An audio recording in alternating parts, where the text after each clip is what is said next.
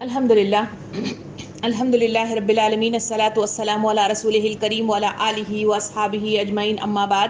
فاعوذ باللہ من الشیطان الرجیم بسم اللہ الرحمن الرحیم۔ شروع کرتی ہوں اللہ رب العالمین کے نام کے ساتھ جو بڑا مہربان اور رحم فرمانے والا ہے۔ محترم و معزز سامعین کرام، السلام علیکم ورحمۃ اللہ وبرکاتہ۔ آج میں آپ کے درمیان 7ویں پارے کا خلاصہ لیے ہوئے آپ سے مخاطب ہوں۔ 7واں پارہ یہ ٹوٹل 17 رکوعات اور 148 آیات پر مشتمل ہے۔ اس میں 2 صورتیں مخاطب کی گئی ہیں۔ پہلا وہ سورہ ہے جہاں پہ سورہ مائدہ کی آیت نمبر 83 سے 120 تک کی آیات مخاطب ہوتی ہے، اور دوسرا سورہ ہے سورہ انعام جس میں 1 سے لے کے 110 تک کی آیات اس میں مخاطب کی جاتی ہیں۔ یعنی ٹوٹل ان دونوں صورتوں میں 148 آیات اور 70 رکوعات پر مشتمل یہ پارہ مجھے اور آپ کو مخاطب کرتا ہے۔ اس پارے میں 2 حصے بیان کیے گئے ہیں۔ پہلا حصہ جہاں سورہ مائدہ کی آتی ہے تو وہاں تقریباً 8 معاشرتی احکامات بیان کیے گئے ہیں، ان کی تفصیلات کے ساتھ آخر میں اللہ رب العالمین نصیحت کے ساتھ اختتام کرتا ہے۔ نمبر دوسرا حصہ آتا ہے وہ سورہ انعام کا ہے۔ سورہ انعام میں 110 آیات میں اللہ رب العالمین انسانوں کو جوش والا انداز، تقریر والا انداز، خطاب والا انداز، جھنجھوڑنے والا انداز اور ابھارنے والا انداز مختلف مثالوں کے ذریعے سے اور مختلف اللہ رب العالمین کے ڈراوے سے اور ابھارنے والے انداز سے اس میں مخاطب کیا گیا ہے۔ آئیے پہلے حصے کی طرف ہم چلتے ہیں جس میں 6واں پارہ مجھے اور آپ کو مخاطب کرتا ہے۔ ہم جس سلسلے کے ساتھ پارے کا مطالعہ کر رہے ہیں، پچھلے 2 پاروں سے جو تقریباً چلتا آ رہا ہے موضوع بحث، وہ لاسٹ پارے میں بھی ہم نے دیکھا وہ منافقین تھے۔ منافقین کی مختلف صفات ہمارے سامنے لائی گئی، اور اس روح سے وہ منافقین کے مختلف صفِ آرا ہونے والی وہ تمام چیزیں جو ان کو اللہ رب العالمین کا مغضوب ٹھہراتی ہیں، وہ تفصیلات ہمارے سامنے آئیں۔ اس پارے کی ابتدا انہی کی طرف اشارہ کرتے ہوئے اللہ تعالیٰ فرماتا ہے کہ یہاں جو نصارہ اور یہودی ہیں، جو منافق کیٹیگری کے ایک لوگ ہیں، مگر دوسرے لوگ ایسے بھی ہیں جو سارے کے سارے ایک جیسے نہیں ہیں، بلکہ ان میں سے بہت سارے لوگ ایسے ہیں جو عبادت گزار ہیں، بہت سارے ایسے بھی ہیں جو تارک الدنیا فقیر بھی ہیں، اور پھر یہ غرور نفس سے پاک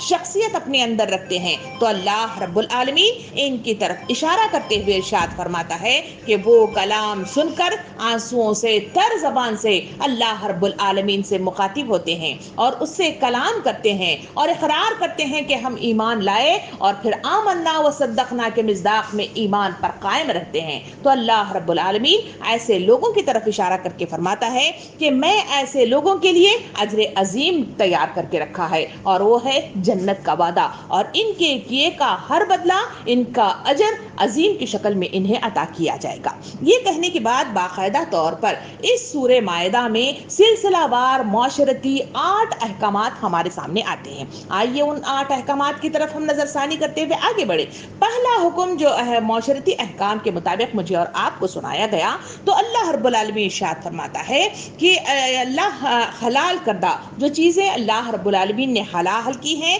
اسے خود مختار طریقے سے حرام قرار نہ دیا کرو، اور نہ ہی عیسائیوں اور یہودیوں کی طرح، جوگیوں کی طرح اور بدھ مت کے بخشوں کی طرح اور ہندو مت کے جوگیوں کی طرح تم بھی نہ رہبانیت اختیار کرو، اور نہ ہی اپنے جسم پر رہبانیت کو اختیار کرنے کے نتیجے میں تکلیف پہنچاؤ، بلکہ محمد صلی اللہ علیہ وسلم کی زندگی کو دیکھو، وہ بچے بھی رکھتا ہے، وہ زندگی بھی گزارتا ہے، وہ کھانا بھی کھاتا ہے اور کبھی روزے بھی رکھتا ہے، عبادت کے لیے کھڑا بھی ہوتا ہے اور کبھی سو بھی جاتا ہے۔ تو اس مصداق میں تمہاری زندگی محمد صلی اللہ علیہ وسلم کی زندگی کے مطابق ہونا چاہیے، یہی بہترین نمونہ ہے، اور اللہ رب العالمین اسی ادا کو پسند کرتا ہے، نہ کہ رہبانیت کو، نہ کہ جوگیوں کو، نہ کہ بخشوں کو اور نہ ہی اپنے جسم کو ظلم کرنے والی چیز کو پسند کرتا ہے۔ تو دوسرا حکم اس میں دیا گیا معاشرتی وہ ہے قسموں کے سلسلے میں، کہا گیا کہ جو قسموں کا سلسلہ ہے وہ لوگ مطلب جو ہے جو ایک عادی بن جاتے ہیں قسمیں کھانا اور اپنی بات کو پروف کرنے کے لیے قسمیں کھایا کرتے ہیں۔ اللہ تعالیٰ ارشاد فرماتا ہے یہ بے محل جو قسمیں ہیں تم نہ کھایا کرو۔ جو لوگ جان بوجھ کر قسمیں کھاتے ہیں ان کے اللہ رب العالمین کے پاس ان کی پکڑ ضرور ہوگی۔ اللہ رب العالمین فرماتا ہے کہ قسم کو توڑنے کا کہ تم جو بے محل قسمیں کھا بیٹھے ہو ان کے توڑنے کے لیے یا ان سے بری و زما ہونے کے لیے اللہ رب العالمین نے طریقہ بھی تمہارے لیے اس قرآن مجید میں بیان فرمایا ہے، اور وہ طریقہ یہ ہے کہ تم اپنی بے محل قسمیں تم 10 مسکینوں کو کھانا کھلاؤ اوسط درجے کا کھانا، اور یا پھر انہیں کپڑے پہناؤ یا پھر ایک غلام کو آزاد کرو۔ اگر تم اتنی استطاعت نہیں رکھتے کہ جہاں کھانا کھلایا جائے اور کپڑے پہنایا جائے یا غلام کو آزاد کر دیا جائے تو پھر مطلب جو ہے تمہیں 3 دن کے لگاتار روزے رکھنے ہوں گے۔ یہ کہہ کے اللہ رب العالمین نے انسانیت کو نصیحت کرتا ہے کہ تم اپنی قسموں کی حفاظت کیا کرو، بے محل قسمیں کھانے کی عادت نہ ڈالو۔ اس کے بعد تیسرا مطلب جو ہے حکم معاشرتی طور پہ آیا، اور وہ حکم یہ تھا کہ یہ جو شراب ہے، جوا ہے، آستانے ہیں، پانسے ہیں، یہ سب شیطانی کام قرار دیے گئے، اور کہا گیا کہ یہ شراب، جوے، یہ آستانے سب کے سب تمہیں مطلب کہ شیطان کے بنائے ہوئے مطلب جو ہے وہ آستانے ہیں، جسے تمہیں شیطان تمہیں اللہ سے، اس کے ذکر سے، نماز سے تمہیں دور کھینچ کر لے جاتا ہے، اور اس کے علاوہ تمہارے درمیان اس کے ذریعے سے عداوت کو مطلب جو ہے ڈال دیتا ہے۔ اسی لیے تو نبی کریم صلی اللہ علیہ وسلم نے حدیث مبارکہ ارشاد فرمایا کہ شراب پر، اس کے پینے والے پر، اس کے پلانے والے پر، اس کے خریدنے والے پر، اسے کشید کرانے، ڈھو کر لانے اور جس شخص کے لیے ڈھو کر لائی گئی ہے ان سب پر اللہ کے رسول صلی اللہ علیہ وسلم نے لعنت فرمائی ہے۔ یہ کہہ کے چوتھا مطلب جو ہے حکم اس میں وارد کیا گیا، اور وہ چوتھا معاشرتی حکم یہ تھا کہ احرام کی حالت میں کون سے قوانین کا پاس و لحاظ رکھنا چاہیے۔ اس میں یہ بات کی تفصیل بتائی گئی کہ احرام کی حالت میں شکار کی ممانعت قرار دی گئی کہ احرام کی حالت میں اپنے تیر سے قریب تر شکار موجود ہو تب بھی شکار نہ کیا جائے۔ اگر کسی نے جان بوجھ کر وہاں جانور کو شکار کر لیا تو اس صورت میں ان پر مطلب جو ہے تنبیہ کی گئی کہ وہاں پر ہی ایک دوسرے اس کے ہم مطلب جو ہے پلہ ایک جانور کو لیا جائے اور وہیں اسی بستی میں خانہ کعبہ ہی کی بستی میں وہاں پہ اسے قربان کیا جائے۔ مگر ساتھ میں یہ بھی بتایا گیا اگر اس حج کے دوران میں کوئی موذی جانور وارد ہوتا ہے جیسے بچھو ہے یا پھر باولا کتا ہے یا پھر سانپ ہے یا پھر اسی طرح کے کوئی ایسے مطلب جو ہے خطرناک مطلب جو ہے موذی جانور وہاں پہ آ جائیں تو ان کو مارنے میں کوئی مواخذہ نہیں ہے، مگر ساتھ میں یہ بھی بتا دیا گیا کہ تمہیں اپنے کھانے پینے کا انتظام کرنے کے لیے تم سمندری شکار اگر کر لیتے ہو تو تب بھی مطلب جو ہے کوئی مواخذہ نہیں ہے، تم سمندری شکار کر سکتے ہو، مگر مطلب جو ہے زمینی شکار کرنے کی ممانعت تمہیں کر دی گئی ہے احرام حالت میں۔ اس کے بعد مطلب جو ہے ہمارے پاس 5واں حکم آیا، وہ معاشرتی حکم یہ ہے کہ جس میں خانہ کعبہ اور حرام مہینوں کی حرمت کی وضاحت تفصیل کے ساتھ آئی اور امت مسلمہ کو تلقین کی گئی کہ اس کا احترام کیا جائے، اس کی تاکید شدت کے ساتھ کی گئی ہے۔ اس کے بعد چھٹا حکم ہمارے سامنے آتا ہے اور وہ حکم یہ ہے کہ اللہ رب العالمین نے پاک اور ناپاک چیزوں کو واضح کر دیا ہے، حکم دے دیا ہے کہ ناپاک چیزیں کتنی مطلب جو ہے دل لبھانے والی، دل للچانے والی کیوں نہ ہو، اس کا اختیار کرنا وہ ممانعت قرار دیا گیا۔ جو عقل رکھتے ہیں تو اللہ رب العالمین نے عقلوں کو مطلب جو ہے دلیل بنا کر انہیں مطلب جو ہے اپیل کی کہ اگر تم عقل رکھتے ہو تو تمہیں اس سے بچنے کی کوشش کرنا چاہیے، اسی میں فلاح ہے، اسی میں کامیابی ہے اور اسی میں راہ راست تمہارے لیے موجود ہے۔ یہ کہتے ہوئے 7واں حکم اسی مطلب جو ہے پارے میں معاشرتی طور پر مجھے اور آپ کو سورہ مائدہ کی ان آیتوں میں دیا گیا، اور 7واں حکم یہ تھا کہ اس کے بعد کہ انسانوں سے جو خود ساختہ اپنے ذہن کی خواہشات و پسند کی بنیاد پر جو مطلب عقائد قائم کرتے ہیں، انہیں بچنے اور چھوڑ دینے کی تاکید شدت کے ساتھ کی گئی ہے۔ اور جیسے کہ لوگوں نے وہاں پر جو عقائد کی غلط مطلب جو رخ کے ساتھ جو انہوں نے کوششیں مطلب جو ہے اپنے عقائد کے اعتبار سے غلط کی تھی، وہ ہے بحیرہ، صائبہ، وسیلہ اور حام کے نام پر انہوں نے قیاس آرائیاں کی اور مختلف طریقے سے اسے اپنایا تھا۔ تو آئیے ہم دیکھتے ہیں کہ یہ بحیرہ کیا ہے۔ بحیرہ مطلب جو ہے اس وقت ان کے غلط عقائد کے مطابق جو ان کی سوچیں تھیں، جس کے سلسلے میں وہ جو کام کرتے تھے، وہ اونٹنی تھی جو 5 دفعہ بچہ جن چکی ہو اور آخری بار اسے نر بچہ پیدا ہوا ہو تو اس کے کان کاٹ دیے جاتے اور اسے اللہ کے نام پر چھوڑ دیا جاتا، نہ اس کا دودھ دھویا جاتا اور نہ اسے ذبح کیا جاتا۔ دوسرا مطلب جو ہے صائبہ تھا، ایسا اونٹ یا اونٹنی جو کسی اللہ کے نام پر شکرانے کے طور پر یا نظر کے نام پر اسے چھوڑ دیا گیا ہو تو اسے بھی آزاد چھوڑ دیا جاتا، اسے ذبح نہ کیا جاتا اور دودھ دھویا نہ جاتا۔ اور وہ ایسی اونٹنی بھی جو 10 مرتبہ بچہ جنے اور ہر بار مادہ ہی مطلب جو ہے پیدا کرتی رہی ہو، ایسے اونٹنی کو بھی مطلب جو ہے آزاد کر دیا جاتا تھا۔ اور رہا وسیلہ، ان کے سلسلے میں اس بکری کو کہا جاتا ہے جس کا پہلا بچہ نر ہو تو وہ نر کو مطلب جو ہے اللہ کے نام پر آستانوں پر ذبح کر دیا جاتا۔ اگر وہ پہلا بچہ مادہ ہو تو اسے اپنے لیے رکھ لیا جاتا، اور اگر کوئی بکری نر اور مادہ دو ایک ساتھ پیدا کرے تو جو نر ہے اسے اللہ کے نام پر چھوڑ دیا جاتا اور جو مادہ ہے وہ اپنے لیے رکھ لیا جاتا۔ یہ اس بات کی طرف اشارہ کرتے ہوئے حام کی طرف اللہ تعالیٰ اشارہ فرماتا ہے کہ تمہارے عقائد یہ بھی تھے کہ اگر کوئی اونٹ کا پوتا سواری کے لائق ہو گیا تو ایسے اونٹ کو بھی آزاد کر دیا جاتا تھا اور انہیں بھی مطلب جو ہے ان کو نہ دودھ دھویا جاتا اور نہ ہی مطلب جو ہے انہیں ذبح کیا جاتا تھا۔ تو اس طرح کی آج بھی مطلب جو ہے غلط عقائد ہیں کہ مختلف آستانوں پر جانا، ان کے نام پر بکرے کاٹنا، ان کے نام پر چادریں چڑھانا، ان کے نام پر تہمات مطلب جو بہت سارے وہمات ہیں، اس کے مطابق بہت سارے جو کام کرتے ہیں، ان سب کی مطلب جو ہے خلاصی کرتے ہوئے اللہ رب العالمین ان آیتوں کے ذریعے سے مجھے اور آپ کو بتاتا ہے کہ ان تمام باپ داداؤں کی اندھی تخلیق اور تہمات سے مطلب جو ہے ہٹ کر اللہ کی طرف لوٹ آؤ، اسی کی تلقین اس میں 7ویں حصے میں کی گئی ہے۔ اور 8واں حکم جو اس میں دیا گیا وہ 8واں حکم اور قانون یہ بتایا گیا کہ اگر کوئی شخص سفر کی حالت میں ہو اور وہاں اسے موت مطلب جو ہے گھیر لے اور مطلب جو ہے موت کے قریب پہنچ چکا ہو تو ایسی صورت میں وصیت کا طریقہ بتایا گیا۔ کہا گیا کہ اگر اس وقت 2 صاحب عدل گواہ کو مطلب جو ہے وصیت سامنے رکھ کر ان کے سامنے وصیت کی جائے، انہیں مطلب جو ہے کہا گیا کہ دونوں گواہ مسلم ہونا چاہیے۔ اگر وہاں مسلم گواہ میسر نہ آ جائے تو کسی غیر مسلم کو بھی مطلب جو ہے گواہ کے طور پر مطلب جو ہے ٹھہرایا جا سکتا ہے۔ ان کے لیے جو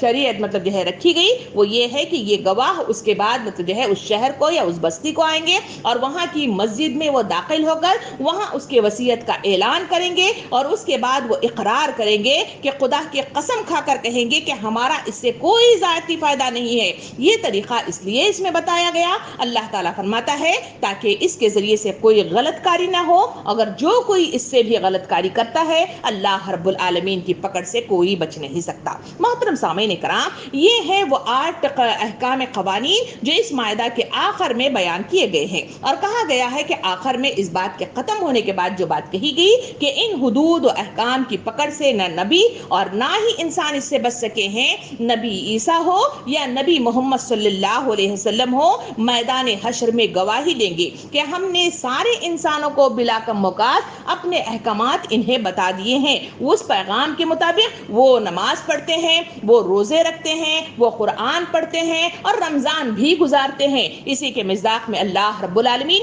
ان کی گواہیاں قبول کرے گا، اور اس کے باوجود بھی اگر کوئی غلط کاری کرتا ہے، اس سے روگردانی کرتا ہے، تو اللہ تعالیٰ فرماتا ہے کہ میں ان کو پکڑ لازماً کروں گا، اس سے کوئی بچا نہیں سکتا۔ انہی باتوں کو سامنے رکھتے ہوئے وہاں پہ حضرت عیسیٰ علیہ السلام کی قوم کا ایک قصہ بھی بیان کیا گیا، اور وہ قصہ ہے وہ مطلب جو ہے بنی اسرائیل کی وہ قوم جو عیسیٰ علیہ السلام کی تھی، انہوں نے عیسیٰ علیہ السلام سے باقاعدہ طور پر ایک خوان کی درخواست کی کہ ہمیں ایک دسترخوان چاہیے جنہیں انواع و اقسام کے بہت چنندہ مطلب جو ہے کھانے ہوں، ہم دیکھنا چاہتے ہیں تمہارے خدا کو۔ اس وقت اللہ رب العالمین کے پاس عیسیٰ علیہ السلام نے اپنی درخواست رکھی، تو اس کے بعد اللہ رب العالمین نے ارشاد فرمایا ہاں میں خوان تو انہیں ضرور مطلب جو ہے دوں گا، مگر اس خوان کے آ جانے کے بعد جو ظلم کریں گے انہیں میں ایسی سزا دوں گا جو اس سے پہلے کسی کو نہیں دیا ہوں۔ یہ دھمکانے کے نتیجے میں تاریخ بتاتی ہے کہ اس کے بعد انہوں نے اس درخواست کو واپس لے لیا اور وہ خون آسمان سے نہیں اترا۔ یہ وہ حصہ تھا جو لگاتار یہودی، نصارہ اور اہل کتاب کی صفات اور موشگافیوں کو لگاتار 2 پاروں سے سلسلہ وار میرے اور آپ کے سامنے آ رہا تھا احکام شریعت کے حساب سے۔ سامعین، یہاں وہ حصہ ختم ہوا جو سورہ مائدہ کا ابتدائی حصہ تھا۔ اب آئیے ہم داخل ہوتے ہیں سورہ انعام میں۔ سورہ انعام کا جوشیلا انداز، جو لبھانے والا انداز، لتاڑنے والا انداز، جھنجھوڑنے والا انداز اور ابھارنے والا انداز ہے۔ تو اس میں اللہ رب العالمین نے سورہ انعام کے یہ دوسرے حصے میں جہاں وہ شروعات کرتا ہے، وہاں مخاطبین جو ہیں یہ دوسرے حصے میں اہل مشرکین ہیں۔ مشرکین کو بھی مطلب جو ہے یہ وہ لوگ مطلب تھے جنہوں نے یہود و نصارہ ہی کی طرح اپنے آپ کو اللہ کا برگزیدہ سمجھتے تھے، اس کے مطلب جو ہے متولی سمجھتے تھے خانہ کعبہ کی، اور مطلب جو ہے وہ سمجھتے تھے کہ ہمیں بھی مطلب جو ہے اللہ رب العالمین کی طرف سے کوئی پکڑ نہیں ہوگی۔ اس وجہ سے وہ لیڈرشپ اختیار کیے ہوئے تھے۔ اللہ رب العالمین نے یہاں سے جو سلسلہ چلایا ہے وہاں باقاعدہ طور پر ان کے جرائم کو واضح کیا، ان کی موشگافیوں کو واضح کیا، اور ان کو امت کی جو امامت تھی اس سے مطلب جو ہے ہٹا دیا، اور واضح طور پر امت محمد صلی اللہ علیہ وسلم کی امت کو وضاحت کے ساتھ بتایا کہ اب یہ لوگ نہ یہود و نصارہ اور نہ ہی مطلب جو ہے اہل مشرکین وہ امامت کے قابل نہیں ہے۔ امامت کے قابل خلیفہ کی حیثیت، لیڈر کی حیثیت، امامت کی حیثیت اب تمہیں دی جاتی ہے۔ تم اس کے مطلب جو ہے جو امامت کے درجے پر ہو، تم مطلب جو ہے اللہ کے ان بندوں کو لے کر چلو گے، ان کے درمیان تبلیغ دین کا کام کرو گے اور ان کے درمیان اپنی امامت کو برقرار رکھو گے۔ یہ وہ پوسٹ تھا جو وہاں پہ دیا گیا ہے۔ اس کے بعد مختلف موضوعات پر تکرار اور گفتگو کے ساتھ یہاں روشنی ڈالی گئی ہے۔ اس حصے میں اللہ رب العالمین نے شروعات جہاں پہ کی ہے وہ شروعات اس طرح کی ہے کہ اس زمین کو، اس آسمان کو اور اس میں موجودات کو اللہ رب العالمین نے بنایا ہے۔ آسمان، رات، دن، چاند اور خود انسان کی اپنی شخصیت کی طرف اشارہ کرتے ہوئے فرمایا کہ وہ سب تو اللہ رب العالمین نے ہی اس کا نقص مطلب جو ہے جوڑ کر اسے بنا دیا تھا۔ وہ ایک مطلب جو ہے بوند سے نکلا اور کڑیل نوجوان بن کر سامنے آیا۔ اللہ رب العالمین ان کی مثال دیتے ہوئے فرمایا مگر پھر بھی لوگوں کا اور مشرکین کا انداز، ان کا ذہن، ان کی سوچ، ان کا کردار یہ ہے کہ وہ اللہ کی بنائی ہوئی چیزوں میں شرک کرتے ہیں اور کفران نعمت کرتے ہیں اور منہ موڑتے ہیں، مذاق اڑاتے ہیں، نبیوں کو ستاتے ہیں، قتل کرتے ہیں، اور اللہ فرماتا ہے اسی لیے کہ یہ اندھے، بہرے اور گونگے ہو گئے ہیں، اسی لیے انہیں مطلب جو ہے کچھ سجائی نہیں دیتا۔ حق کو دیکھ کر بھی یہ نرے مطلب جو ہے جاہل کے جاہل ہی نظر آتے ہیں۔ کیا ان لوگوں نے پچھلی تباہ شدہ بستیوں کو یا تباہ شدہ افراد کو نہیں دیکھا؟ اس کی طرف اشارہ کرتے ہوئے دل کو مطلب جو ہے موہ لینے والا انداز اختیار کرتے ہوئے جھنجھوڑ کر اللہ رب العالمین پوچھتا ہے کہ اللہ فرماتا ہے ہم بہت جلد انہیں میدان حشر میں گھسیٹ کر لے آئیں گے اور انہیں ہم ضرور سزا دیں گے۔ یہ جو کچھ بھی کر رہے ہیں خود تباہی کا سامان اپنے ہی لیے تیار کرتے چلے جا رہے ہیں۔ مشرکین عرب یہ الزام بھی لگایا کرتے تھے، اس کی طرف بھی روشنی ڈالی گئی ہے کہ یہ قرآن جو محمد صلی اللہ علیہ وسلم پر وارد کیا گیا ہے یہ مطلب جو ہے یہ خود گھڑ لیتے ہیں یا کسی سے لکھوا لیتے ہیں، اسی وجہ سے جن کی شکل میں یا کسی عالم کی شکل میں یہ لکھوا لیتے ہیں۔ اللہ رب العالمین نے محمد صلی اللہ علیہ وسلم کے ذریعے سے انہیں دلیل کے طور پر واضح طور پہ فرمایا کہ اگر اس بات کا تم ثبوت چاہتے ہو کہ آسمان کی طرف سے مجھے وحی کے ذریعے سے اتارا جاتا ہے تو ذرا ان اہل کتاب سے پوچھ لو جو یہود و نصارہ ہیں، یہ ان کتاب کو، ان نبیوں کو جس میں تذکرہ کیا گیا ہے ایسے جانتے ہیں جیسے اپنے بچوں کو پہچانتے ہیں، ایسی مطلب جو ہے مثال وہاں پہ دیتے ہوئے انہیں ثبوت پیش کیا گیا۔ ایسے لوگوں کے سلسلے میں اللہ رب العالمین فرماتا ہے کہ انہیں میدان حشر میں لایا جائے گا، ان سے پوچھ گچھ کی جائے گی۔ وہ ایک بھیانک مطلب خوفناک منظر یہاں پہ پیش کیا گیا کہ کس طرح دل ہلا دینے والی وہ کیفیت ہوگی جہاں ایسے لوگوں کو جو موشگافیاں کرتے ہیں، چالیں چلتے ہیں، انکار کرتے ہیں، سرکشی اختیار کرتے ہیں، انکار اور نافرمانی ہی پر دھرے رہتے ہیں، ان کی مثال حیت ناک دہلا دینے والی کیفیت کے ساتھ یہاں پہ بیان کی گئی۔ پہلا مطلب جو ہے وہ حصہ جگہ بیان کیا گیا جہاں ان کا حال ہوگا. کہا گیا کہ جب ان کو گھسیٹ کر لے آیا جائے گا وہاں ان کے شریک خدا بھی سے وہاں پہ کوئی نہیں ہوں گے, اکیلا انسان وہاں پہ کھڑا رہے گا. اس وقت اللہ رب العالمین ان سے پوچھے گا کہ کہاں ہیں وہ تمہارے شریک جو تم جن کی پوجا کیا کرتے تھے, جن کے آگے جھک جاتے تھے, جن آستانوں کی تم مطلب جو ہے پوجا پاٹ کیا کرتے تھے, بتاؤ تو صحیح وہ کہاں چلے گئے. اور پھر ان کو دوزخ کے سامنے گھسیٹ کر لایا جائے گا اور پھر پوچھا جائے گا کہ بتاؤ تو صحیح جس بات کا تم انکار کرتے تھے کہ ہم مرنے کے بعد دوبارہ اٹھائے نہیں جائیں گے, کیا یہ مطلب جو ہے حقیقت ہے. اس وقت تو پکار کر کہیں گے کہ ہاں واقعی مطلب جو ہے یہ حقیقت ہے. اس وقت تو کہیں گے کہ افسوس صد افسوس کہ اس معاملے میں ہم سے تقصیر ہوئی, اور سب اپنے پیٹوں پر مطلب جو ہے اپنے گناہوں کا بوجھ لادے ہوئے وہاں پہ کھڑے ہوں گے, اور اللہ رب العالمین 70 ہاتھ لمبی زنجیروں میں پکڑے گا اور جگڑے گا اور جہنم کی دہکتی ہوئی آگ میں انہیں پھینک دیا جائے گا. اللہ رب العالمین نے منظر کو پیش کرنے کے بعد امت مسلمہ کو نصیحت کرتے ہوئے ان کو مطلب جو ہے نرم انداز سے سمجھانے کی کوشش کرتا ہے کہ لوگوں, آگاہی دیتا ہے کہ لوگوں کہ دنیا جس سے کم دل لگایا کرو, یہ کہ دنیا کھیل تماشے کے علاوہ کچھ بھی نہیں ہے. انسان کی موت سے ہمکنار ہونے کے بعد یہ سب دنیا ساز مطلب جو ہے سامان, چاہے رشتے کی شکل میں ہو, چاہے نعتوں کی شکل میں ہو, یا پھر پیچھے نعمتوں کی شکل میں ہو, یا جو کچھ مطلب جو ہے اللہ رب العالمین نے اس دنیا میں میرے اور آپ کے لیے بنایا ہے, وہ سب کچھ پیچھے رہ جاتا ہے اور تنہا انسان مطلب جو ہے اللہ کے دربار میں پہنچتا ہے. تو اللہ تعالیٰ فرماتا ہے کہ کیا تم عقل نہیں رکھتے کہ یہ ضیاءکاری نہ کیا کرو, اس سے بچنے کی کوشش کرو اور آخرت کے گھر کی فکر کرو اور اس کے حصول کی کوششیں کیا کرو. ان تمام باتوں کے بعد دوسری طرف نبی کریم صلی اللہ علیہ وسلم کو قوم کو سمجھانے اور بجھانے اور ان کو مطلب جو ہے ان کی طرف رجوع ہو کر جو اہم بات بیان فرماتا ہے وہ یہ ہے کہ نبی کریم صلی اللہ علیہ وسلم مدت سے مشرکین عرب کو خطاب کر رہے ہیں, مگر ان کا یہ حال ہے کہ وہ اس کی طرف راغب نہیں ہوتے. تو اس وقت نبی کریم صلی اللہ علیہ وسلم کے دل میں خواہش پیدا ہوئی کہ اللہ رب العالمین کوئی معجزہ یا کوئی نشانی ہی اتار لاتا تو کیا ہی اچھا ہوتا کہ یہ سدھر جاتے. اس وقت اللہ رب العالمین نے نبی کریم صلی اللہ علیہ وسلم کو باقاعدہ طور پر تنبیہ کرتا ہے کہ بے صبرے نہ ہوا کرو اور نہ ہی معجزات کے ذریعے سے اس مانگ کے ذریعے سے کسی کو قائل کرنے کی کوشش کرو, کیونکہ معجزات اور بے صبرا پن کسی کو بھی مطلب جو ہے مائل نہیں کر سکتا. اگر تم صبر نہیں کر سکتے تو اللہ رب العالمین نے نبی کریم صلی اللہ علیہ وسلم کو مخاطب ہو کے فرمایا اگر ایسا ہے تو زمین میں گھس کر یا آسمان کی بلندیوں پر چڑھ کر اگر تم کوئی نشانی لا سکتے ہو تو لاؤ, اگر تمہارے اندر اتنی طاقت ہے. اللہ ان ہدایت دیتا ہے کہ سب کچھ ہدایت اللہ رب العالمین ہی مطلب دے سکتا ہے, اور سب کو اگر وہ جمانا چاہے تو کوئی مشکل کام نہیں ہے, مگر اللہ رب العالمین کا یہ شیوا نہیں ہے. وہ انسان کو اس لیے بنایا ہے کہ وہ بے دیکھے خدا کی جزا و سزا کی میدان حشر کی جواب دہی کے احساس کے ساتھ وہ نیک کام کرتا ہے یا نہیں کرتا ہے, وہ اس کام کو دیکھنے ہی کے لیے مطلب جو ہے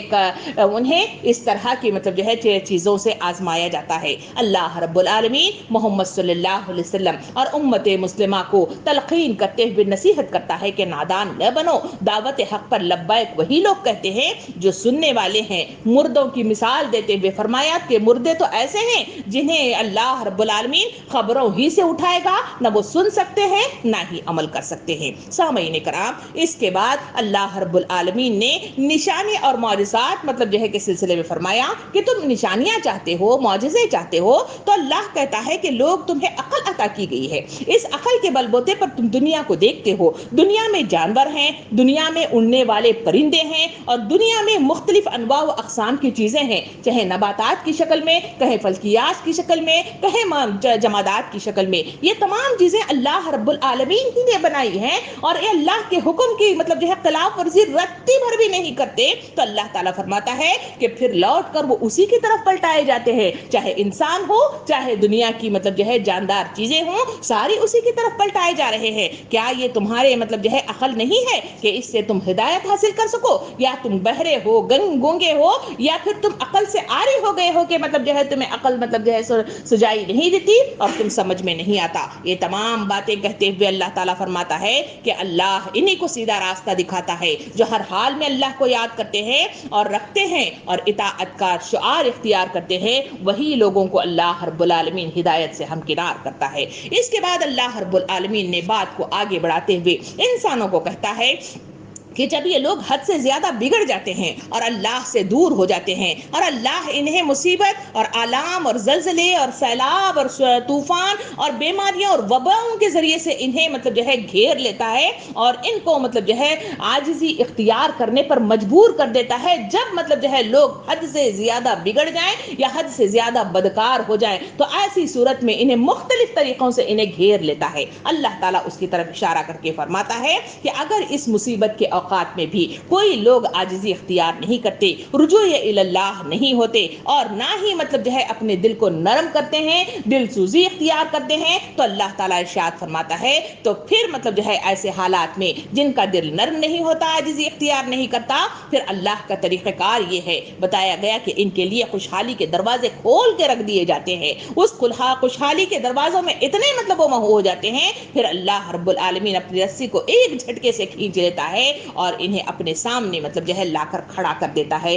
اور انہیں گھیر لیتا ہے۔ اس کی طرف اشارہ کرتے ہوئے اللہ رب العالمین نے انسانوں کو جھنجھوڑنے کے لیے کہتا ہے کہ لوگوں، میں اگر تمہاری بینائی چھین لوں اور کون ہے تو تمہیں دوبارہ اس بینائی کو لا دے، اور اگر تمہارے اوپر عذابات ڈال دیا جائے تو کون ہے جو اس عذابات سے تمہیں مطلب جو ہے بچا سکے، اور اگر کوئی مصیبت اور خطرات سے تمہیں گھیر لیا جاؤ جہاں تم چپ کے اللہ کو پکارا کرتے ہو تو اس وقت کون ہے جو تمہیں بچایا جا سکے۔ یہ کہہ کے اللہ تعالیٰ فرماتا ہے کہ قرآن محمد صلی اللہ علیہ وسلم کو مخاطب ہو کے فرماتا ہے، اے محمد صلی اللہ علیہ وسلم لوگوں کو بتاؤ کہ ایک ایسا مرحلہ بھی آنے والا ہے جہاں کوئی ان کا کوئی ساتھ دینے والا نہیں ہے۔ یہ باتیں غیب کی باتیں ہیں جو اللہ رب العالمین بتاتا ہے ہمیں، شاید اس لیے کہ غیب کا علم ہو جائے۔ محمد صلی اللہ علیہ وسلم غیب کا علم نہیں رکھتے، بلکہ وہ ایک پیغمبر ہیں جو اللہ رب العالمین کی طرف سے اصلاح کرنے کے لیے اور لوگوں کو پیغام رسالت دینے کے لیے ان تک بھیجا گیا ہے۔ اللہ رب العالمین بات کو وہاں بڑھاتے ہوئے ان کی طرف اشارہ کرتے ہوئے فرماتا ہے،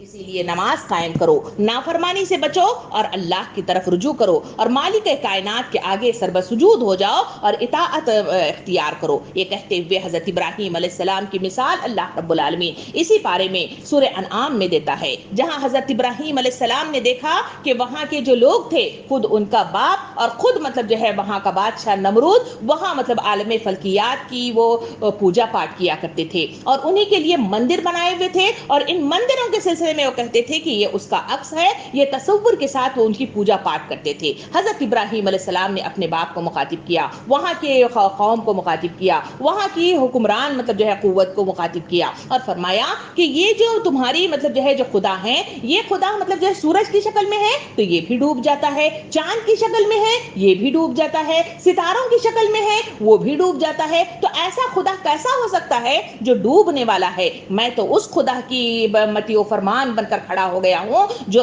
ساری کائنات کو چلاتا ہے، ہر ذرے کا مالک ہے اور ساری کائنات کو چلانے والا مالک ہے، میں ایسے خدا کا فرمان لے کر میں تمہارے پاس آیا ہوں۔ یہ کہہ کر اللہ رب العالمین کہتا ہے کہ نوح علیہ السلام ہو، سلیمان علیہ السلام ہو، ایوب علیہ السلام ہو، یوسف علیہ السلام ہو، ہارون علیہ السلام ہو، یحییٰ، زکریا، الیاس اور یونس علیہ السلام ہو یا اسماعیل علیہ السلام ہو، یہ سارے کے سارے انبیاء کرام کا تذکرہ کرتے ہوئے اللہ تعالیٰ فرماتا ہے یہ سارے کے سارے برگزیدہ بندے تھے اور ایک ایسے دین کو اختیار کرنے والے تھے اور اسی کی تبلیغ کیا کرتے تھے۔ تم کہاں سے مطلب بھٹکے جا رہے ہو؟ تم کدھر سے مطلب جو ہے مبتلا شرک میں مبتلا ہو گئے ہو؟ یہ کہہ کے اللہ تعالیٰ مثال دیتا ہے کہ ایک دانے کی، ایک گٹلی کی، کہتا ہے کہ وہ ایک دانہ ایک گٹلی زمین میں بویا جاتا ہے، اس سے ایک چھوٹی سی کونپل نکلتی ہے، پھر وہ پودا بن جاتا ہے، پھر ایک مضبوط درخت بن جاتا ہے اور لوگوں کو اس سے فیضیاب کرتا ہے۔ اور اسی طرح مختلف مطلب جو ہے پیڑ ہیں